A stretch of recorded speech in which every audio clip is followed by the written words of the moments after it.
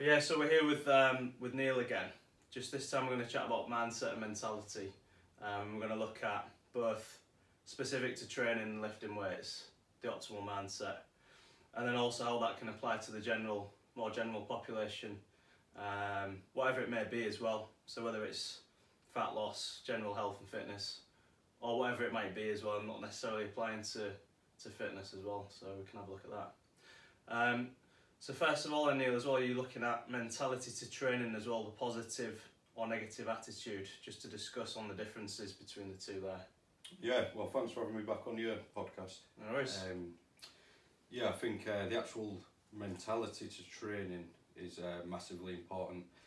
Specifically, if you're feeling good, it's obviously, as you know, and you're very motivated, there's nothing better than going in, hitting a good session. You want to be there, you're feeling good, everything's moving well.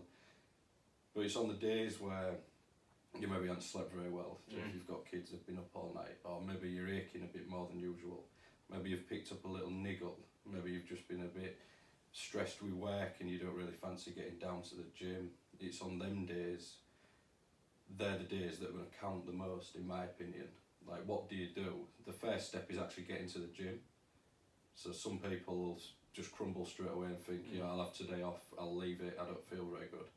That's the worst thing you can do, in my opinion. I think as you get more experienced, you know the days where you need to back off a bit. But especially for a novice lifter, intermediate, you've just got to push through, because you don't know that at that point, I don't think, where you're sitting exactly.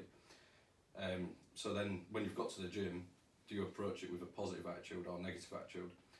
Like, you see a lot of people, I see a lot of people at the gym, and you can tell straight away by the body language what they're saying, that they're going to have a shit session anyway. Because they come in, I'm tired, I'm aching bad today, do you know, I aren't feeling up for it, it's just, no, it's not going to go well. They'll do the first warm up, they aren't putting everything into it, it felt heavy, and you know it's gone. Like, you need to just get yourself amped up for that, an hour, whatever it is, whatever it takes to get through that session. Just put everything else out of your mind, be positive, and know that physically you're capable of it. It's mentally, that's what's shutting you down. Yeah. So that's where you need to really step it up on those days. I agree, absolutely. I think I've developed more of a mindset of, you know, if I'm feeling not great, I'll still go into the gym, I'll do what I need to do. And just see how it feels, just go through the weights gradually, don't really have a specific goal, just see how you feel. And then in weightlifting training anyway, if you're at about 70%, you can work on technique, you know, 70-75%, 80% plus you can start hitting some strength. So it's maybe just going on the lower end of the spectrum. Maybe, you know, you might have been programmed to do 85%, 90%, but you're still going to get a lot of benefit from hitting 75, 80, 85%. And it's just seeing how your body feels. You know, sometimes you surprise yourself, you go and you feel horrible. Definitely. Some of the best sessions I've had, and I've hit big weights actually when I've been feeling not very good, and just going in, trying to be more positive. So I absolutely agree. Yeah, I think that's the same with warm-ups as well. Sometimes if your warm-ups, your first couple of warm-ups feel off, you can either use it as kind of an excuse for a bad session, or you dig a bit deeper and think about it more, focus a bit harder and try and make the execution of the next lifts better, and you end up having, like you say, a really strong session. Yeah, it's interesting. Sometimes you can't explain it, but sometimes you feel horrible and you go in and have a great session. Yeah. I've had it the opposite, where I've been feeling brilliant, everything's been great, you know, hardly any stress, slept really well, nutrition's been brilliant, timed everything nicely, and then I've not had a great session, so you can't always plan it, it's not always going to be perfect. Yeah, definitely. So, yeah, absolutely. So the next point you wanted to talk about as well was mentality to heavy training as well, specific to lifting heavy weights as well. Yeah, I think as you get to the heavier weights, say you're approaching a competition, or if you don't compete, you've got in your mind, like you've had a little cycle you've planned and you're aiming to peak for a top lift, whether it's a 1 rep max or 3 rep max, that kind of thing. As you're getting towards the heavy training, you know that the demands are going to be great during the session. So that weight, if you're not bang on it, the weight's going to feel heavy, you might end up failing the weight. So how do you prepare for that? You can't just, in my opinion, most of the strong lifters I know, they'll be thinking about that lift for days before, you know, a week before, after that session. They're thinking, I've got my next squat, say they're squatting 300 kilo in the next session, I've got a 300 kilo squat, they're going through it, the visualising the lift, everything about it is positive. Do you know, there's no doubt in their mind that they're going to get that weight when they get to that platform. When they get to the gym, they're going to smash that weight. It's not a case of, am I going to get the lift? It's a case of how fast is it going to move? How well is it going to move? So I think any kind of self-doubt leading up to it, like any kind of fear of failing the weight, anything like that, it's a bad mindset to be in straight away. You need to be 100% positive, focused, and that's from a couple of days out. You need to be thinking about the lift. In my opinion, that's the best way to do it. Yeah, I agree with you. I experienced it in competition myself, actually missing weights that I should be hitting, because I've had that fear of failure. Because I've been chasing the total to qualify, and that's been the focus rather than actually focusing on the lift itself. So, absolutely agree with that. So yeah, next points as well. Competition anxiety, so that kind of ties in as well, being anxious. Yeah, I think the biggest thing with competitions, especially maybe as soon as you start competing, it does dissipate somewhat, but I think personally I still get quite anxious to a level before I compete, mainly because I've put a lot of effort into the training and want to do well. But to eliminate a lot of the anxiety comes from the unknown. So if you know that you're squatting deep enough, that you're pausing your bench, and that you're not specifically, at some gyms you'll find that they've got like a lot of chip plates, like especially the rubber ones, like big chips in, and they will feel lighter because they are a little bit lighter, whether it's 1 kilo, 2 kilo lighter. If you purposefully use them for the preparation for the comp, because it looks like you lift more in the gym, you're going to be in for a shock when the competition weight feels 10, 15 kilo heavier than the gym weights. You're going to be in for a shock if you're thinking, I'm squatting a little bit high, but come competition day, I'm going to bury it. It's not going to happen. You need to be bang on it all the way through training. Eliminate the anxiety. You know where your strength is then. You know that you're lifting to the proper conditions. So all you've got to do is be sensible, choosing your opening weights, and you aren't going to fail. Yeah, I agree. It's interesting, that powerlifting comp that I did the first one as well. I was pretty relaxed actually going into it. I think just because the preparation went really well. So like you say, if you're preparing right, I was using went down to the venue, actually used the calibrated plates there, so I knew exactly how the weights felt.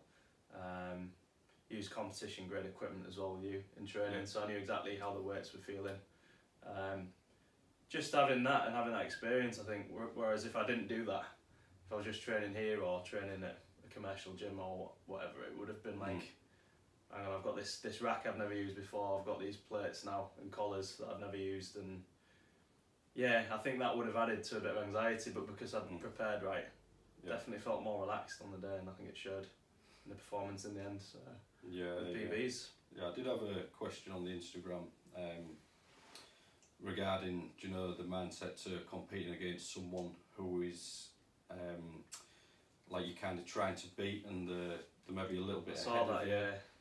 And I think that it's, for most people, it's a big mistake to think about anyone else. I think you've just got to, if you hit your best numbers on the day, that's all you can do. So all you can focus on is putting up your best total. When it gets to maybe your last deadlift, if you don't need to lift a PB to win and you think you can comfortably win without the PB, and it's the difference between maybe failing or taking the win, then go for it. I think as you get to a more elite level, where more's on the line, then you're going to look at strategy. But by that time, you're going to be experienced. And for those comps, I'm talking like your Cairn US Open, Raw Dogs or IPF Worlds. Like they're your main ones, in my opinion. Yeah, I absolutely agree. It's very similar in weightlifting as well. Been lucky enough to work with some of the best coaches in the country in competition, helping me out. And I think for the individual that posted the question there, kind of worrying about other people. And I think they said that they've got a coach as well, it's quite experienced, so absolutely focus on your own lift, and when it comes down to the last couple of lifts, the deadlifts, that could determine whether you win or not, you've got an experienced coach there who'll adjust the numbers accordingly, and that'll just allow you as a lifter to go out there and just perform and do it, and just worry about lifting the weight rather than trying to worry about what other people are doing. Exactly. If you're worrying about what other people are doing in the comp, then you're not focusing on the lift, are you? Exactly. So and you do see it. If you think, I just need, instead of going for that 220 kilo squat, if I got 225 205, I'd be a step ahead. But then you go for your 225, you fail it, you end up with 210. I think that's 15 kilo, well 10 kilo if you'd have got the 220, you're just down 10 kilo on your total. What could have happened on bench and deadlift, it's a long way to go, so yeah, definitely just get the best lifts in that you can on the day. It does. It depends on the level. If it's just like a novice comp or regional or something where your goal is to hit a PB, and it might be an idea just to go for your PBs. But if it's a high level comp where you've got medals, national or international medals, it's like you might be in the best shape to hit the best PB ever, but why risk doing that and finishing third when you could win? By a kilo, or is it 2.5 kilos? Is it? Different increments. So why not just win by 2.5 kilo, then risk it at that kind of level, and come third or come out with the medals. So yeah, definitely.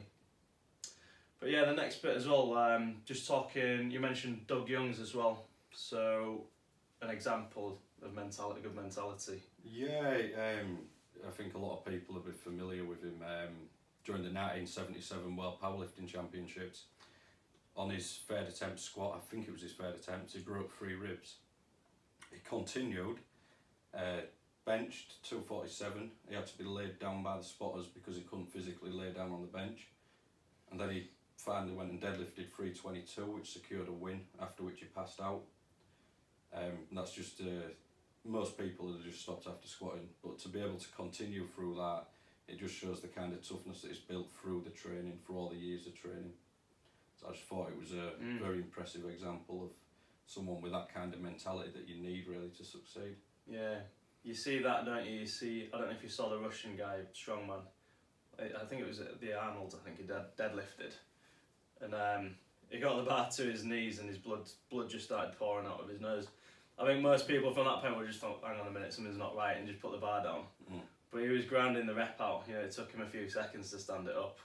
And I think he got the lift in the end, and he stood up with it, but his blood was just pouring out of his nose. And it's a different mentality. I think to a lot of people it's a bit crazy, but yeah, just mention as well, it's a bit different because it's not really pushing through the physical pain. But when I was training with Andy Bolton, probably the strongest mentally that I've ever met or lifted with or heard about, to be fair. When he was training for his big deadlifts, obviously the first guy to pull 1,000 pound, he didn't ever go anywhere near his maxes in training. He didn't even go near his opening deadlift in training. I think he went, before I did the 1,000 pound, it must have been about a year between competitions, and in that time, I can't remember the exact weight that he went up to, but it was well below his opener. So he's gone onto a massive stage, like travelled, spent a lot of money. At the time he was a professional powerlifter, it was how he was earning his money. And he's got that mentality where he's supremely confident and positive about lifting weights a lot higher than he's lifted over the last year on that day. To do that, most people need to feel the weight in the hands. Yeah. Like especially an opener. Like if you haven't even touched the weight that you're starting with at a competition, to go out and use it as an opening weight in what is a massive competition and what is your livelihood is just a massive display of mental strength, and another example, but varying towards not pushing through pain as such, but just that mentality. Yeah, it's amazing to me.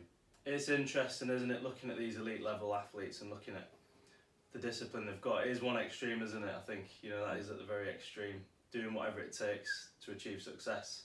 Yeah. And it's something, how can, maybe not to that kind of extreme, but I think a lot of people can maybe learn a little bit from these athletes, in terms of mindset and doing what it takes. Yeah. Coming back again to, even just, doesn't mean doing that, absolutely busting your nose till it bleeds and carrying on with the reps, but just something as simple as coming into the gym and pushing through a session when you don't feel like doing it. Yeah. I think a lot of successful people, they do the stuff they don't like doing and they just push through.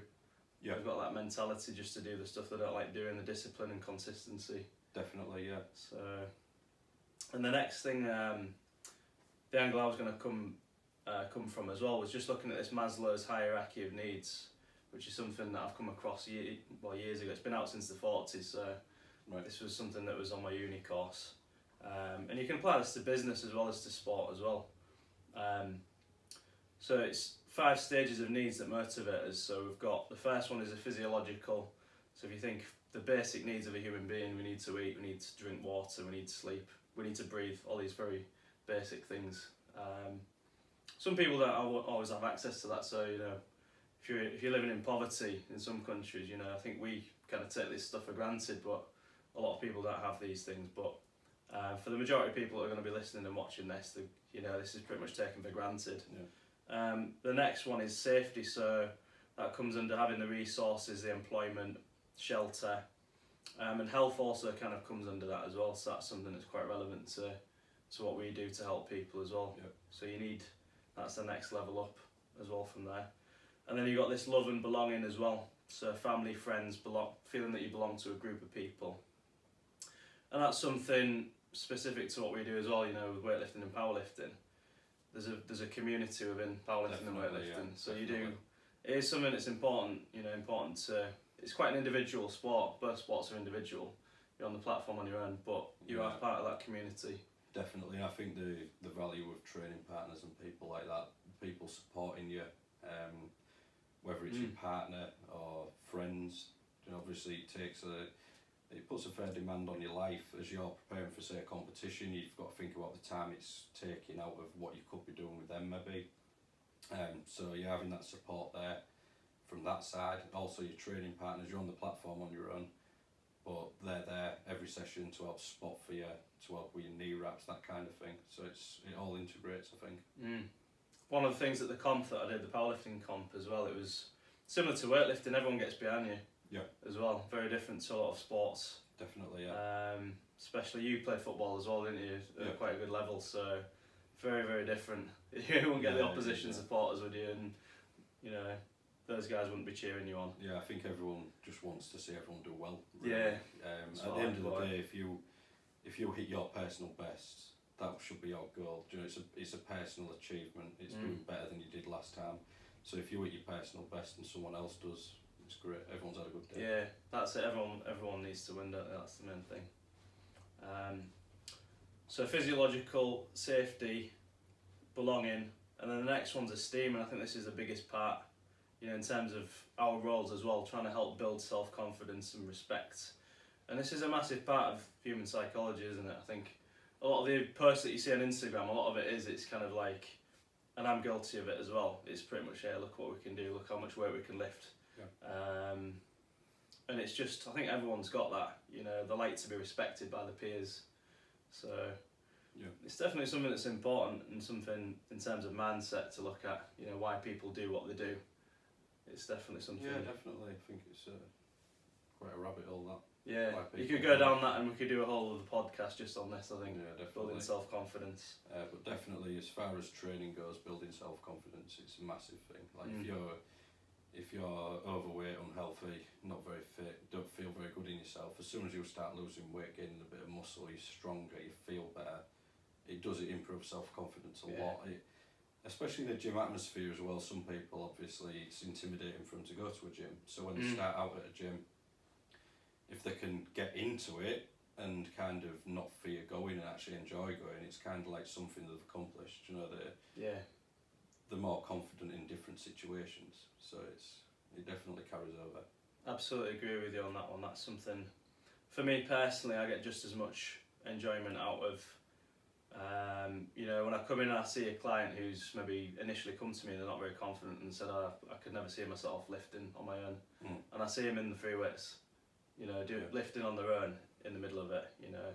Yeah, they've got that confidence then. They're building that confidence. They know what they're doing, they're confident to go and do it by themselves. Yeah. And not look silly or presume they'd look silly. So yeah, it's great to see. Massively. Yeah.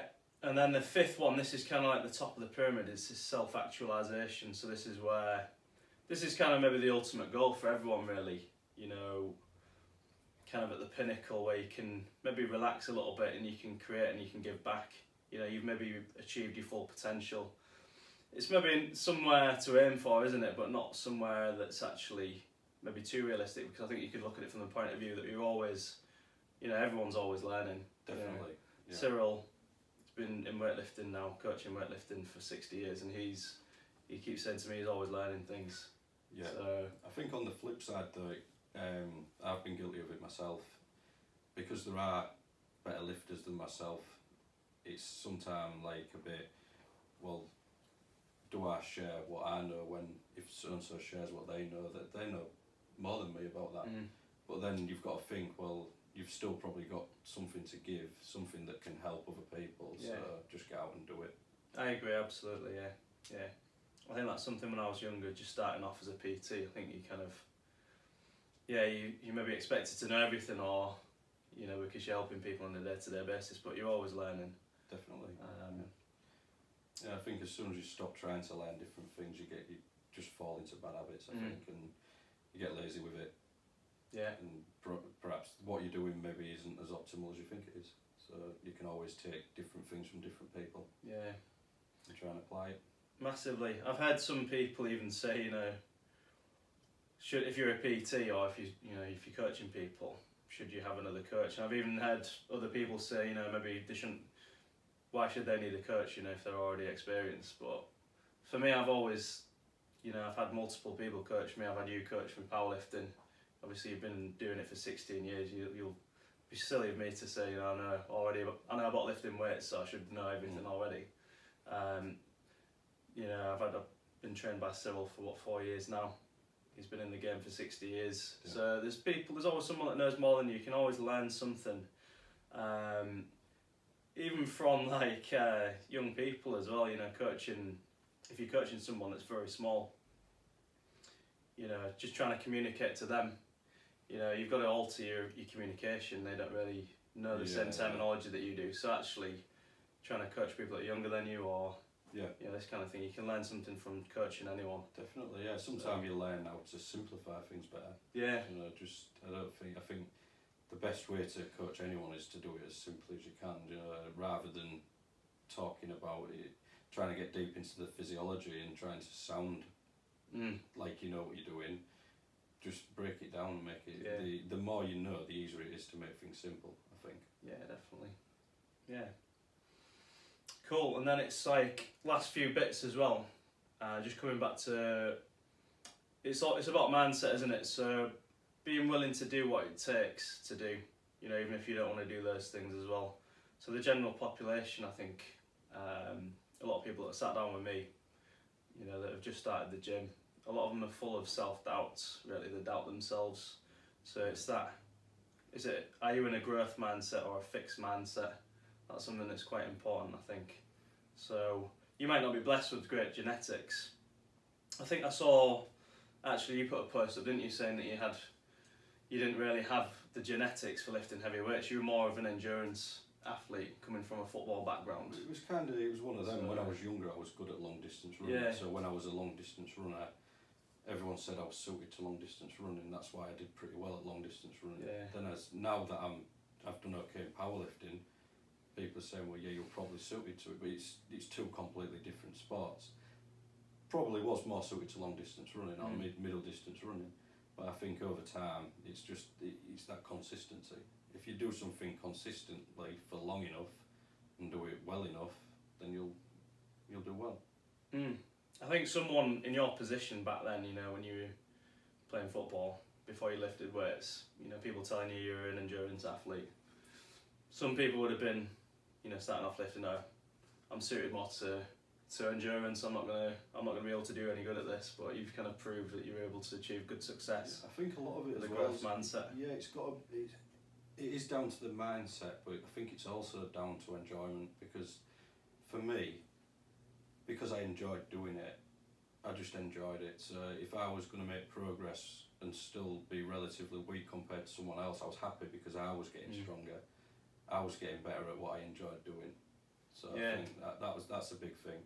If you start something and you're not really committed to it, you're going to find reasons why you can't do it.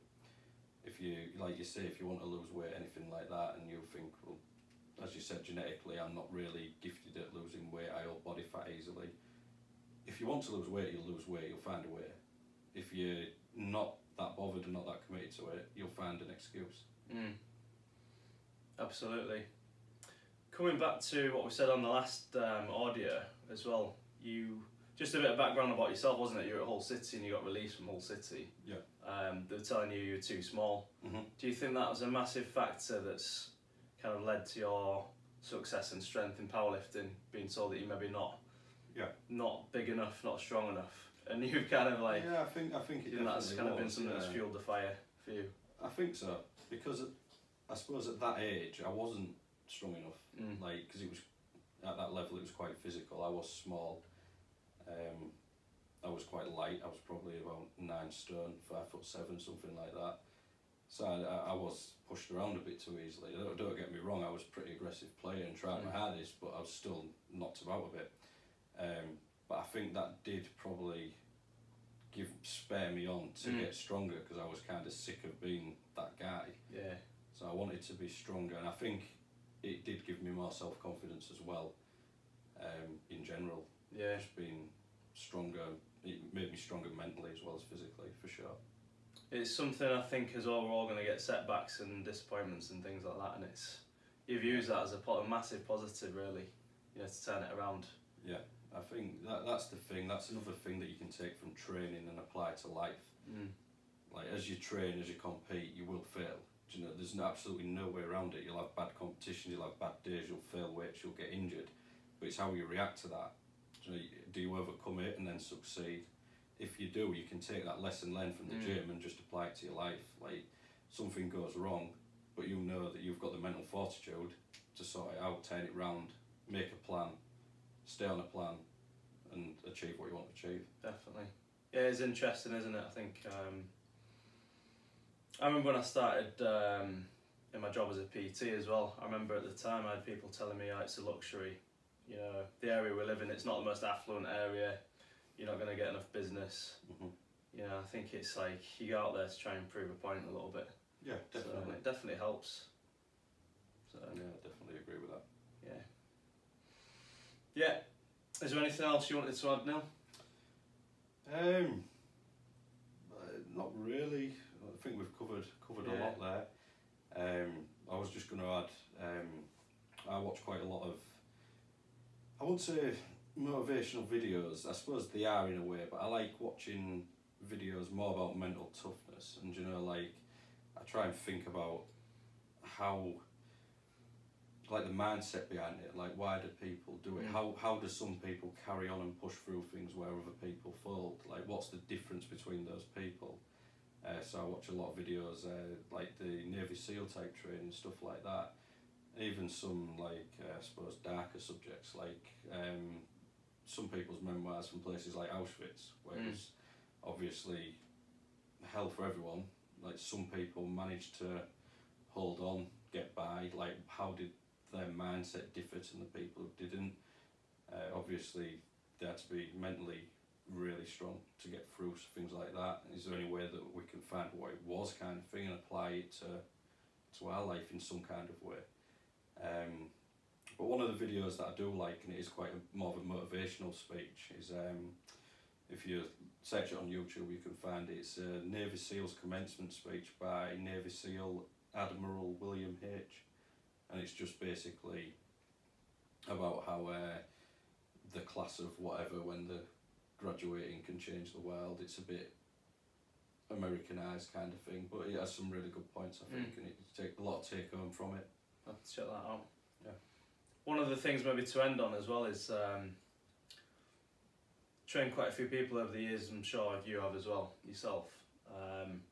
And you'll have come across people that have been really successful in achieving the goals and others that haven't. What would you say the main differences are in terms of mindset between the two? And can you tell when you sit down with someone whether they're going to achieve the goals or not, generally? I'd say generally it's some people just want it more. Do you know, the people who really want it, who make it a priority or one of the top priorities to achieve what they want to achieve, will achieve it. That means not just doing the work in the gym. It means, do they do the work outside the gym? Are they recovering properly? Is the diet good enough to support the training needs? That kind of thing. Whereas the people who don't succeed quite as much or don't progress as fast, they'll maybe hit it fairly hard in the gym, probably not as hard as the other guys, but then away from the gym ain't really a lifestyle to follow, so they'll just kind of turn up at the gym, do a session, go home. Whereas the other guys, they live it more. Yeah. Yeah. Yeah, it's true, isn't it? I think sometimes you can get a picture as to how successful, you know, someone's going to be, I think, you know, very quickly when you sit down and talk to them. And yeah. it's each to their own, isn't it? Some people just want to lose a little bit of body fat. I think the general population just want to maybe lose a few kilo, get a bit leaner. They don't want to be absolutely shredded, and they don't want to be the strongest person on earth. Exactly. They just want that progression, and it's having that balance, isn't it? But at the same time, some struggle to even get that. You know, even those small changes, some really struggle with it. So it's interesting. Yeah, I think that is where like a trainer or coach can really help, because at the end of the day, doing something, if you're used to coaching people to the extremes and also trying to help them manage their life, because people have kids and jobs, and you know, they can't. It's not a full-time job. You know, they've got to be able to balance it well. If you can help people balance that well, then when it comes to the small changes, there shouldn't be absolutely any issue at all. So definitely helps on that score. Yeah, I think someone that's really busy with work and life, you know, with a lot of demands, they can, very minimal training required, you know, 2-3 times a week. If they've got a decent programme and they're consistent and they're recovering well out of the gym, they can see massive results. Definitely. So it doesn't need to be every single day, you know. No. Trying to lift massive weights for a lot of people. Yeah, I think I totally agree with that. Twice a week if you're busy, that's ample to gain. Yeah. Definitely just whole body training, hitting all the major muscle groups, recovering right. Yeah. So, but yeah, it's just those things outside the gym, like you were saying, I think, isn't it? The recovery. Yeah. Nutrition's a big part. Yeah, saying that, I would say that the actual training is the main part. And you can tell the people who are going to progress, they train hard. They'll train harder than everyone else. And that's why they progress. They'll progress even in spite of anything else. If you get someone who's committed to it outside the gym as well, they'll progress faster than anyone. But yeah, definitely the training. That's the big thing for me. Yeah. Cool. Nice one. I think that's covered everything really. All good. Yeah. Yeah, I'm sure we've kind of touched on a few little bits and pieces that we can maybe go into a bit more detail next time. So yeah, definitely. Looking at the esteem thing, the self-confidence, even, you could probably spend a full podcast on one of those areas. Yeah, sure could, yeah. Nice one, Neil. Nice Cheers. one. Thanks, Sam. Good to see you.